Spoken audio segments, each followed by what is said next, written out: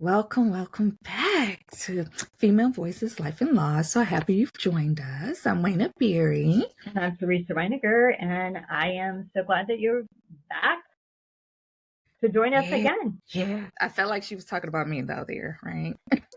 We need to do this more often. I was talking about that the last time. Let's get back on track at least once a month where the two of us get to spend time together with no one else, just the two of us. Had some strange topics. We are wanting to talk about suicide awareness. I've had two topics come up very recently, a Facebook post and a staff meeting where I'll get into more of that later. But I don't know if anybody knows, I am a school counselor. So I have 3 jobs really. And so school's back. So some of the students are just having a struggle of leaving home. How was your kids? How did they do that?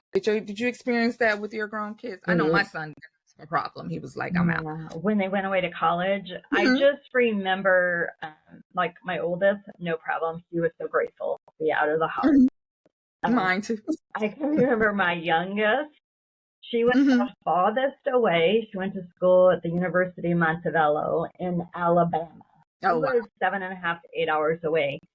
And I don't think it was that day, but the very next day, she called me and she said, "You have to come get me. I'm not staying here." Like she was struggling, like she wanted to come home. But I knew they brought her down early. She was an athlete. She was on scholarship, but she had tore her ACL during her high school season. And so they brought her down early to do physical therapy before school. So she came down in the summer and went to the summer semester or whatever they call it, that summer classes.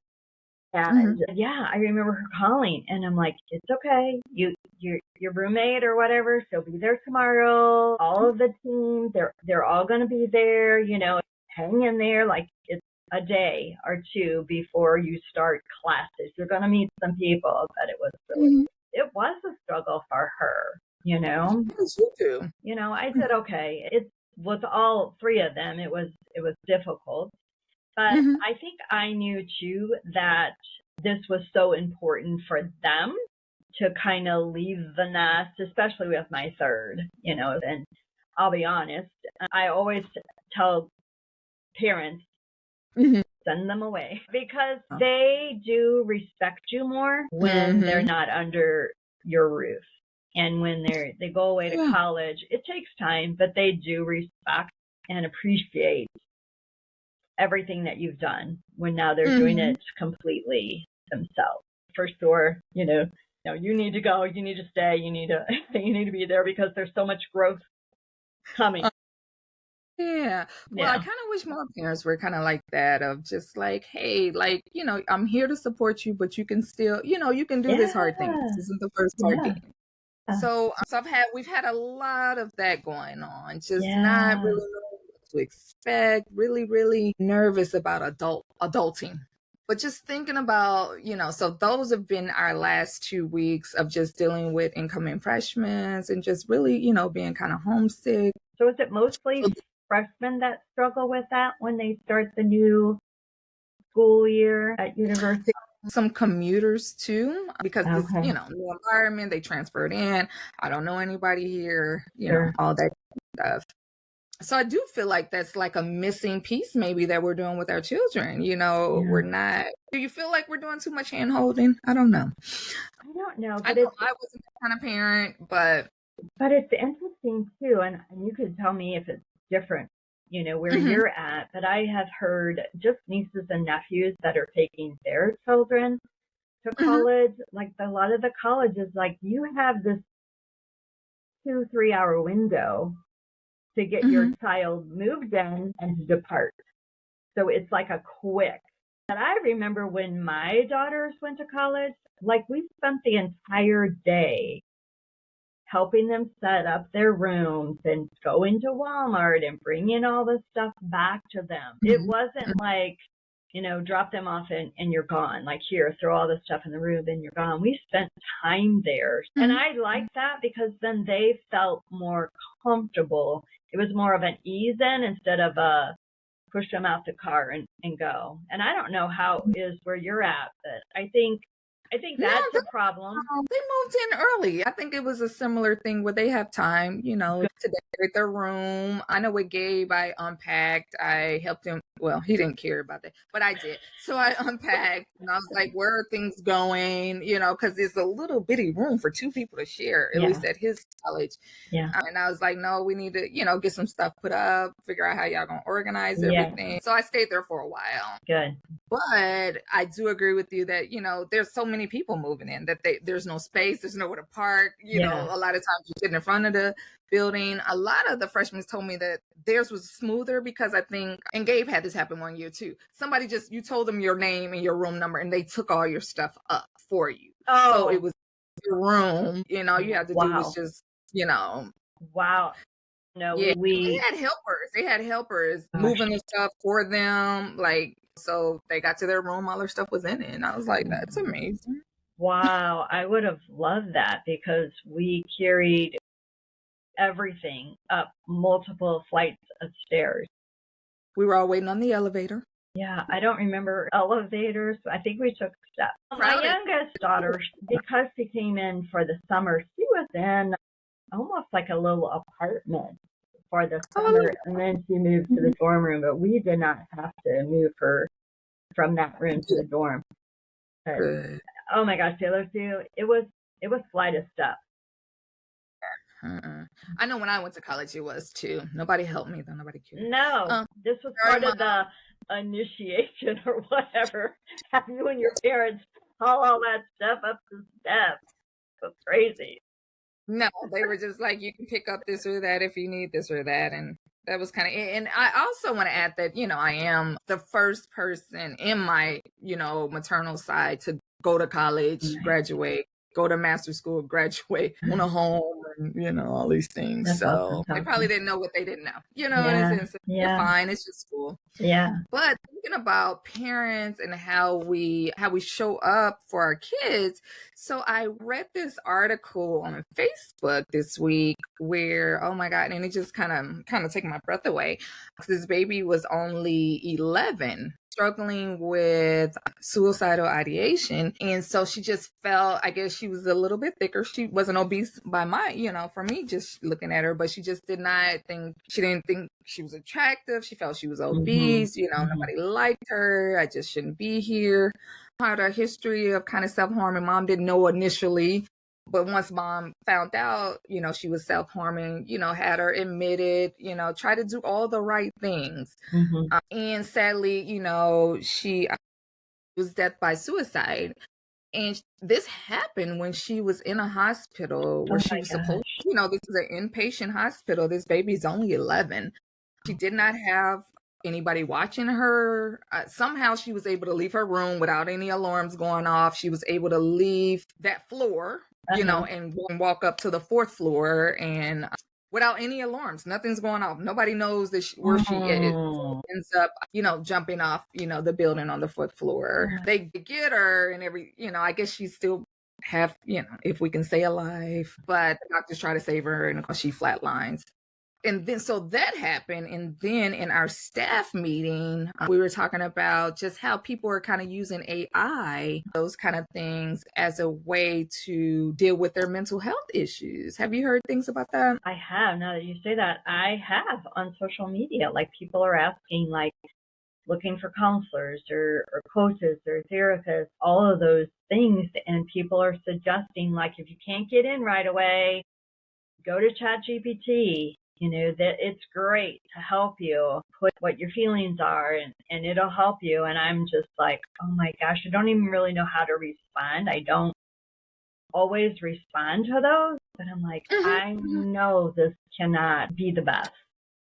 So what was the discussion? News article where a gentleman had been talking to ChatGPT, I guess, about suicidal ideation, thoughts, feelings, whatever around this. And it's kind of like that algorithm, like we heard on Facebook, if they're looking up suicide stuff, it'll keep pushing that to them. So it's kind Oh, of like a similar thing. Is I haven't read this article or even saw it, but she was just saying that the guy is expressing these low feelings, low moods, not wanting to be here. And basically the AI system is taking him to ways that he can in his life and things like oh that. my So it's goodness. further taking him down a deep well. And finally, he did die by suicide. So it's just like, did I say that correctly? See, I don't even know the language. Yeah. I'm like, make sure I say the language correctly. So his family is pushing back to legislations, wanting more focus and security around those topics, which is it's now that I'm thinking about men, right? Men kind of don't want to let anyone know what's going on with them, just going off of some of the clients that I've had. Who's the person you can talk to? Who, and they're like, I'm not going to tell anybody that I'm dealing with. They're like, I'm not gonna. So they only feel comfortable talking to maybe a professional or something like that. And with the wait list, it could be months, before you can get connected and find somebody that is a good fit. So it's just kind of heart wrenching, to have, because I have a young, my son's 22, and I'm just like, man, if he was struggling and he didn't tell me, gosh, as a parent, I just be like, what am I doing? Well, and I think that comes from very young, even though, the child that was 11, I mean, that's so young. But I think in your case, you have probably had a very open communication relationship where that doesn't happen as often. And I would say that's super important for parents. And I think sometimes they don't even realize that they think they have an open, communication with them, but they don't. So it's just hard. And I think it just needs to happen very young. And I go down a huge old rabbit hole here, but it's like, put your cell phone down. The kids are going to go to bed early, and then use your cell phone. Pay attention to them. Go outside and play with them. Don't get stuck, doing all of these things that have to be done, making sure that you're really spending time with them. And I think we really, as a society, get caught up in our cell phones, our social media, our jobs, all the things. And I'm not knocking that. People need to work. People need to make a living, and that is super important. But our kids are important too, and we got to figure out, prioritize that. I can't say that it came from anywhere naturally. I just instinct wise, I had my son, and I was just like, he didn't ask to be here. You know what I'm saying? So it's up to me to create an environment where he's not in therapy for 30 years, So I took a big hit, just meaning financially, I took out extra student loans and things like that when I was in school because it allowed me to be at home with him. He didn't have to be at latchkey while I worked this second job to pay for this or that. I just took out a loan and I was just like, I'll deal with it later, but at least I'm spending time with my child while he's growing up, And we're not touchy-feely, so it's not like, oh, me and him, I'm loving all over, I don't have that energy. But somewhere along the lines, he learned, if things get hard, I can tell my mom, and my mom will help figure it out, And I've seen that, over and over. Like, he had friends dynamic change in school, so it's a little different for African American males. They're not that many, at school with them. So I believe most of his friends dropped out after the first year. He's the only one that's stayed. So that was a different dynamic. And then he just, due to my husband and myself, he has a lot of resources that his friends don't have. Like, he had a car at 16, or he, and all these different things. But he did lean on me when, he was like, I think I need to talk to somebody. I'm struggling a little bit. Some of those things are hard for me with that population, university level, where the friend groups are really important, or ghosting, or he did, she said, and they're in another group without me. All those dynamics are super confusing because I'm like, get another friend group. Yeah. They don't move like that. Yeah. Well, it's when people are young, when they're kids, there's things that are just so much more important to them. Fitting in, feeling worthy, like all of that, not being shamed. And I think I just talked to somebody about this, I think it was yesterday.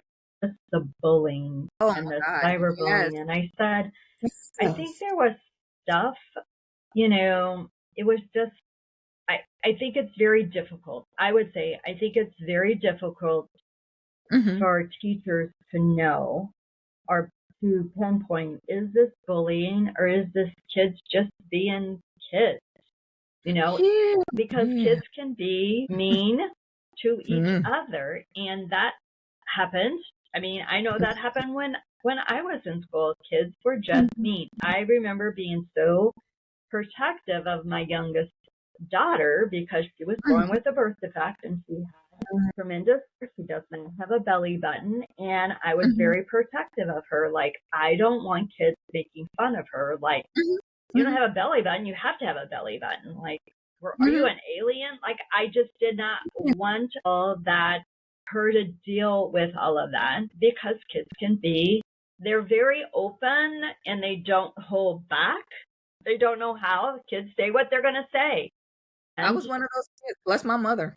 And sometimes when those things are said, they're hurtful. And so now it's like, it's almost taken to another level where it's just even meaner, bullying. And when you say you shouldn't be on this earth or those kind of things that are, it's like, oh my God.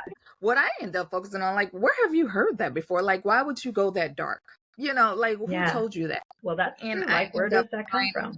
Finding some kids, when you hear their parents talk to them, they talk just like that. Because my son came and told me one time, one of his friends, it just floored him. I guess the mom told I wish you were never born, along those lines. And my son, it took my, I believe my son lost all respect for that lady, in that moment. Because he was like, how dare you? He said, my mother would never talk to me that way. He's like, Mom, you would never say anything like that. And I wouldn't. I just, my son kind of pokes his chest out, when I would be at work when he was younger, I'd be like, yeah, what were y'all talking about? He's like, oh, I know she was talking about me because, I'm her partner. And I was like, we all, but I do want to emphasize, kids are going to go through hard stuff, definitely. But if they have a safe place to land, they're going to be okay. They're like, I read this, I read all these things, but I listened to this podcast about a lady who was Caucasian in Compton and projects, and her parents were missionaries. Like, they wanted a Christian child to show up in those schools and show people what Christianity and what the love of Jesus looked like. I can't even imagine what they went through every single day. But she's like, we got to fight every single day. We had something going on there. We got picked on, we got bullied, we got all this. She said, but I don't remember any of it. As an adult, she was like, because my parents were so much in tune. They were my safe place to land when I got home. Well, and I think that's super important. And we talked about that earlier. It's that upbringing. It's that foundation that they need. And not to, if anybody's listening, we do the best that we can with what we know. Anytime those things are said, or it's the way we were raised. And I mean, there's definitely things that I do now because of how I was raised. It's ingrained in me to do certain things. And I'm learning those are not the best things for me. Like, a good work ethic is a good thing to have, but a good work ethic that when you come from a family of 13 and you don't ever sit down because there's always something to do, there's called burnout, there's called a lot of other things that go along with that. And I'm learning as I get older, I need to rewire that, because working as that many hours in a day is not necessarily good work ethic.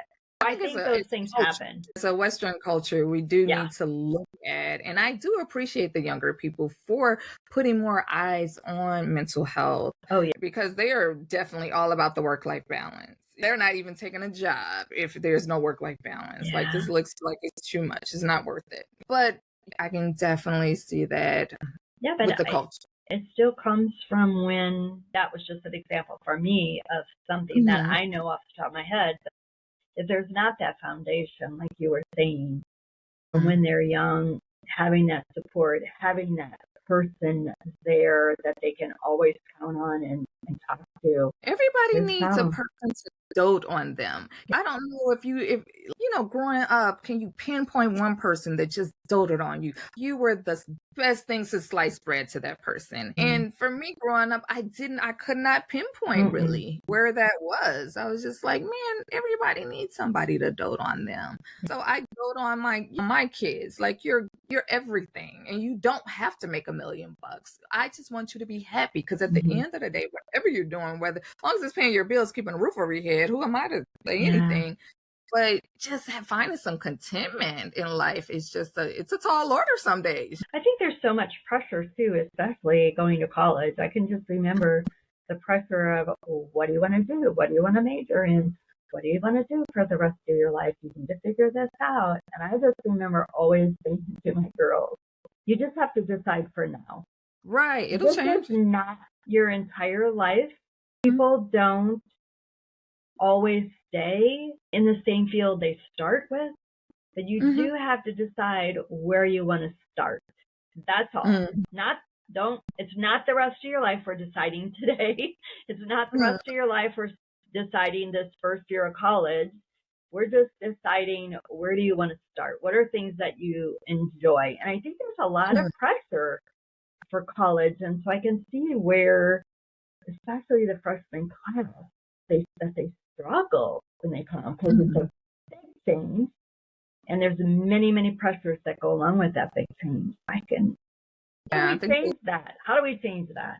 Really, probably, sadly, lowering some expectations. These are babies. This is really 4-year bachelor is really in an extended high school, because they have to learn so many things in such a short period of time. My husband is one. He is he's not one to champion universities. He's like, I've seen people make way more money with less education. He's not sold on the college route.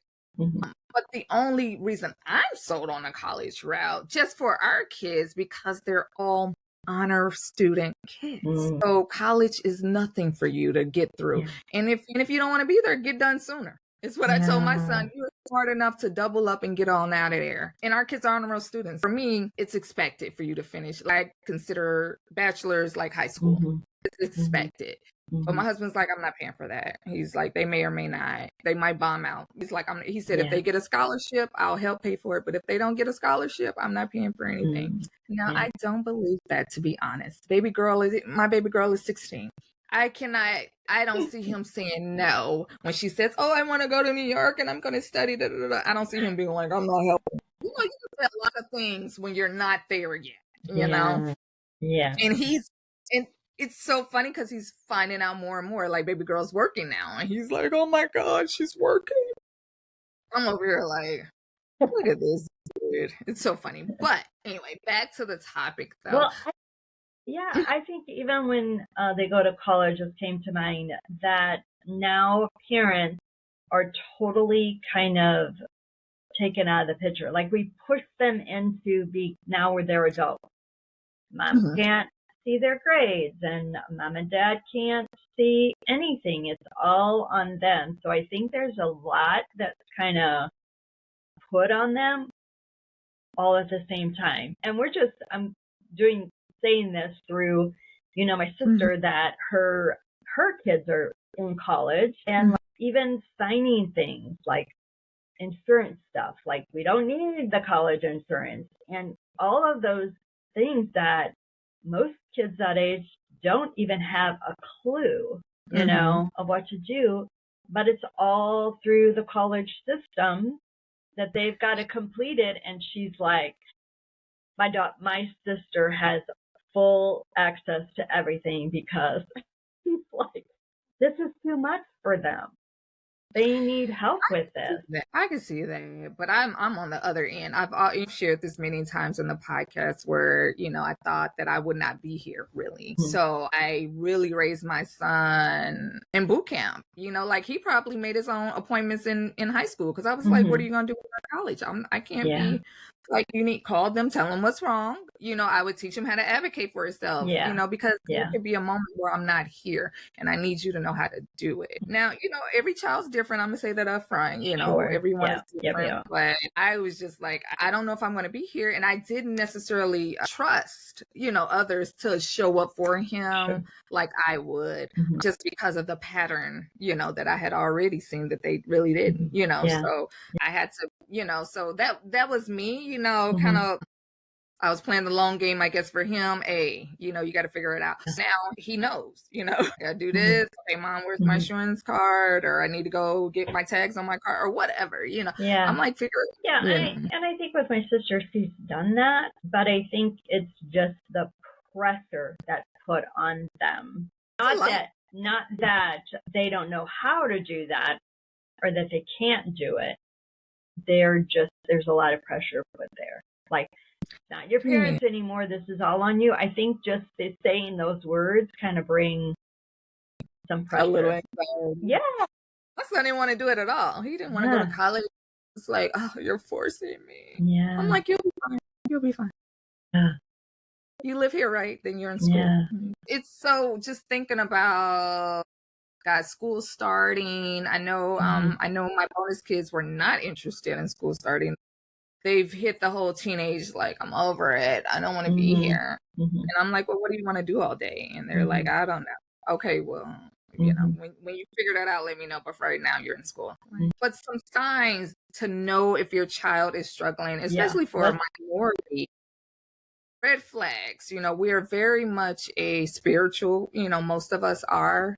So if somebody's going to church every Sunday and then all of a sudden they're just not going anywhere, all of a sudden they're never at any of the family events, family, and we have intergenerational family, and so those are big deals, for family, grandma, grandpa, great grandma, all those, cousins. So if they're not showing up to some of those things, they're red flags. If they're all of a sudden, isolating, we see those signs where people are in their room, they're not talking as much, they're not answering the phone as much. If they start giving away things, because they don't need that anymore. They don't need that anymore. Find any letters, to loved ones. Those are pretty big red flags. Let's see. I'm just kind of thinking what else. I was going to say self-harming, if there's the long sleeves or those kind of things, in summer, just the self-harm.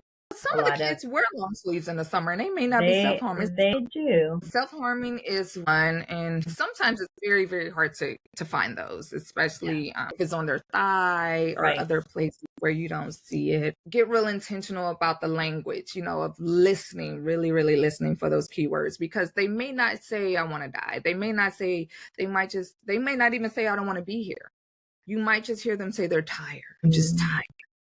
Like we were talking earlier, I don't want to deal with this. I don't want to deal with that. Yeah. I don't feel good. I got a headache. I'm just tired. They're tired all the time. And they're just tired of life. Because I hear that a lot with some of my cousins. I'm like, what are you saying? Yeah. Are you saying you don't want to be here? Are you saying you don't want to live anymore? And then I'll be like, yeah, that thought crossed my mind. And I'm like, well, we got to talk more. I guess we're not getting off the phone anytime soon. Those are good examples for people to definitely be aware of those things.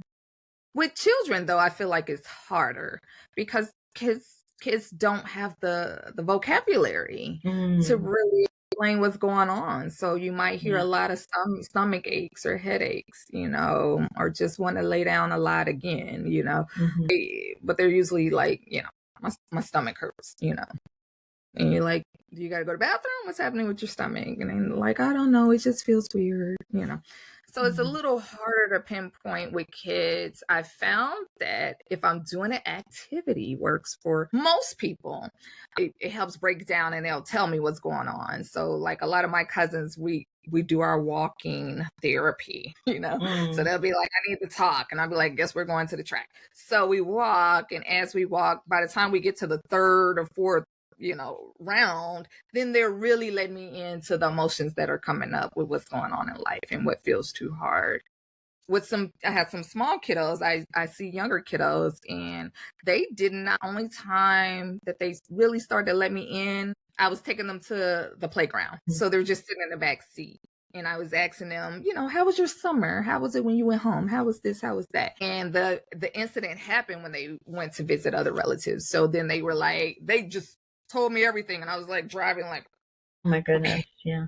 How did you navigate? Were you guys okay? Well, that sounds scary. It's just, I like to, I kind of lean on my gut for the most part, which is good 9 out of 10 times, Yeah. Don't want my own trauma resurfacing, but, I kind of lean into my gut and I do pray before I see a lot of people. Cause I'm just like, Lord, this isn't me showing up. I need you to show up because you know exactly what they need, And most of the time, I tell you, he delivers. He does.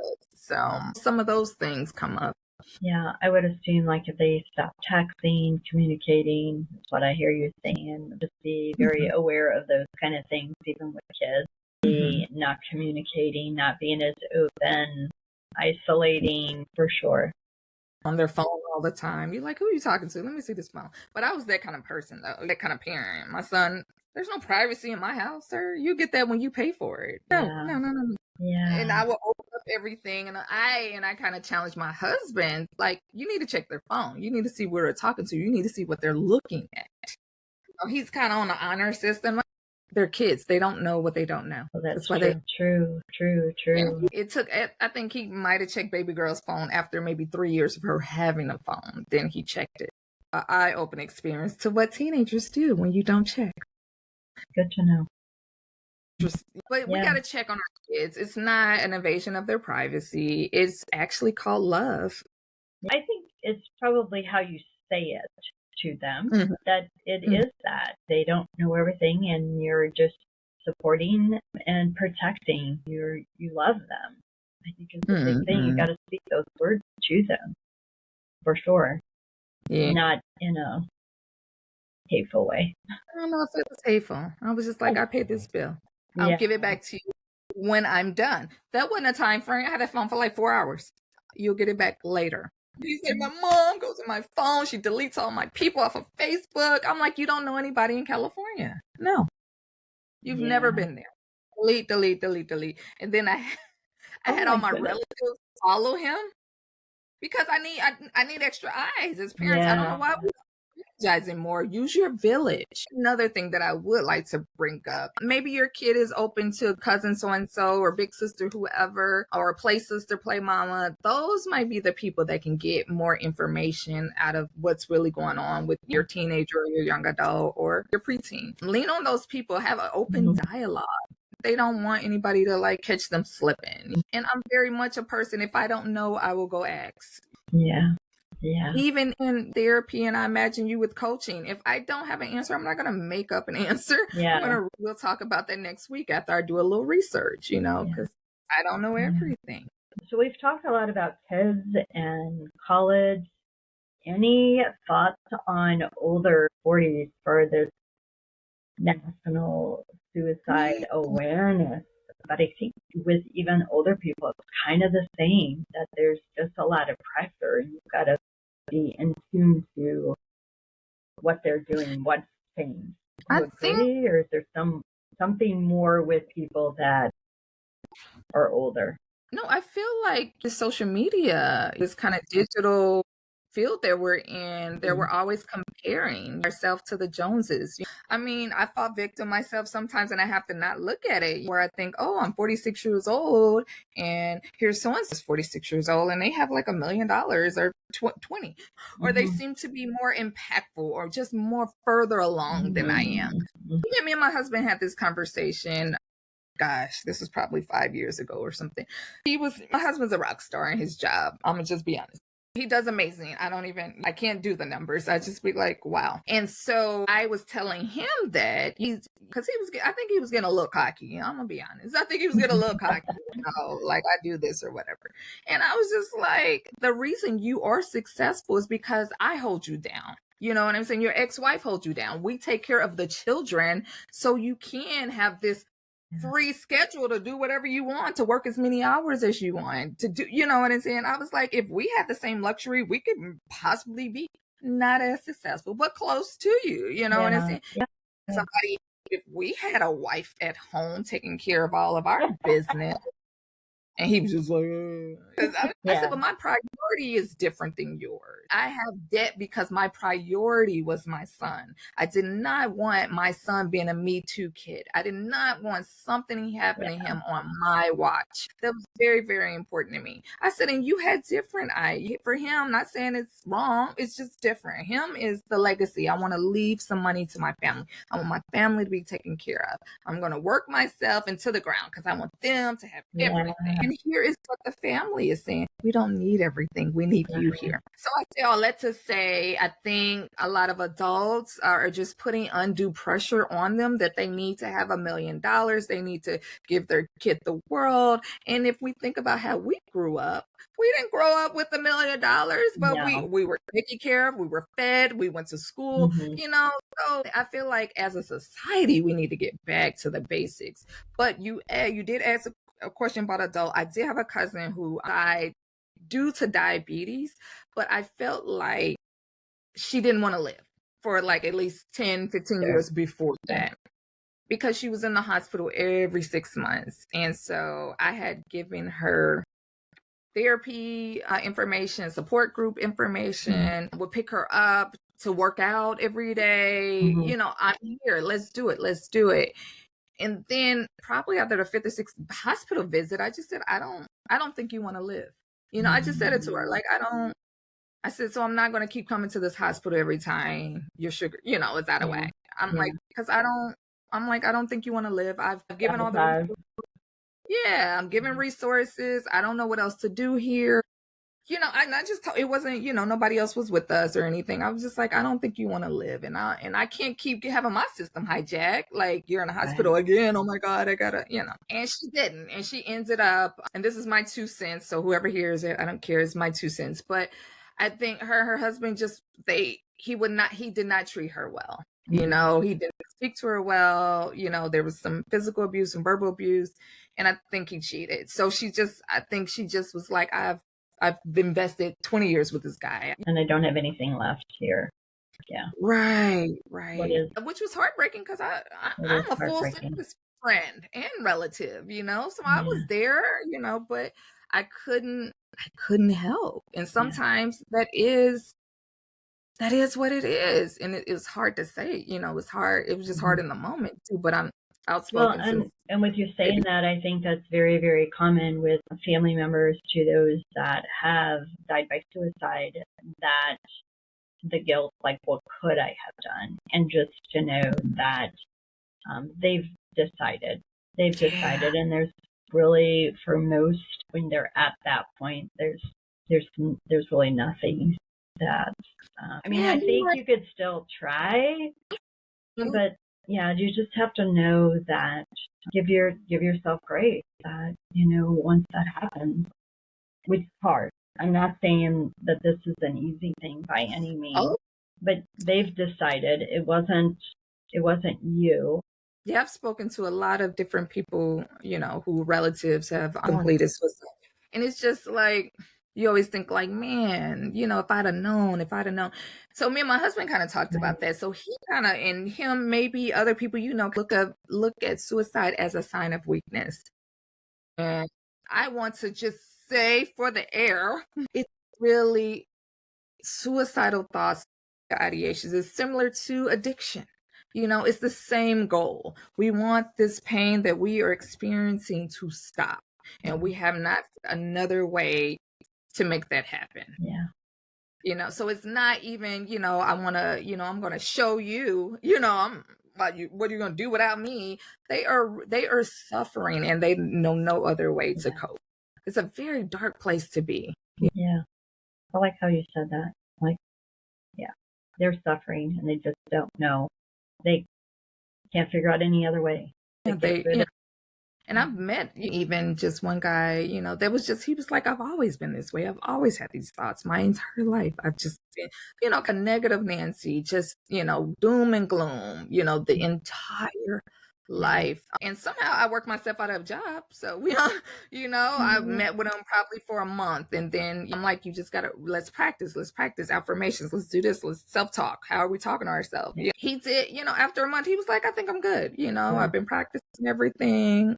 I think I'm all right, you know. So those things are there, but man, our lives are so complicated now. Yeah. For a time. So, yeah, what would be some last words for the listeners that you can instill upon them, for maybe if they're struggling with those thoughts that there's no other way, or for those that have had someone die by suicide? Kind of a combo question as the professional. The work in progress. For families who are survivors of, you know, a relative who completed suicide, just know that it's not your fault. You know, don't feel guilty. It's a personal journey. It really, really is. And the only way you would know is to hear from that person why they chose that ending for their life. You know, so just try not to take it in, which is super, super hard. Yeah. It's so hard. Even though my son did not die like that, I still have the guilt. Like, what if I could have did more? Be kind to yourself in this season, because you're missing the love. You know, you still have love for this person that passed, and you don't know what to do with that. So be kind to yourself. Join a support group. Reach out to professionals. Yeah. Teresa's a grief coach, you know, and grief encompasses all types of loss, not just death. Talk to a therapist like myself. Talk to someone. Just start talking. 988 is one that you can talk by text. You don't have to pick up a phone. Behavioral BHR, you know, that's behavioral health response. They're there 24 hours a day. There is support. There will be people that understand. I will add this. Don't stop with the first therapist, even though you might didn't mesh, therapist or coach. Don't stop. Keep going. You will find the right person. I went through probably 3 until I found my amazing therapist. I'm not going to say the name because I don't want you guys blowing her up, because she's amazing. But I'm saying find your person. There is someone, they may not look like you. And I say that for our minorities, because we are at the lower end of those. Find somebody who gets you. Look at their profiles, watch their videos, see how they talk. Does it sound like somebody that resonates with you, that can understand what you're going through? Because a lot of times it's not about all the letters behind their name. It's about how much they can hold space for you. Can they listen non-judgmentally? Do they offer resources? Can they partner with you while you figure out this next stage? Yeah. Good information. Good information. Alrighty. Anything else you would like to add to that, or? I would like for anybody listening to this to do some breathing or some grounding exercises after hearing all this heavy stuff about suicide. Yeah. Because it is heavy. It is heavy. And this is Suicide Awareness, I'm going to say month, even though it only gets a week and a day. I'm going to just throw the month out there. So we're always talking about self-care. And we will be having a giveaway. So refer a friend, leave a comment, like our page, like our YouTube. Talk to us. Tell us how this lands on you. Subscribe. We want to hear from you. So, and get that giveaway this month. So, until next time, I'm Wayna Berry of Female Voices Life and Loss. And my beautiful co-host. And we will see you back again next week.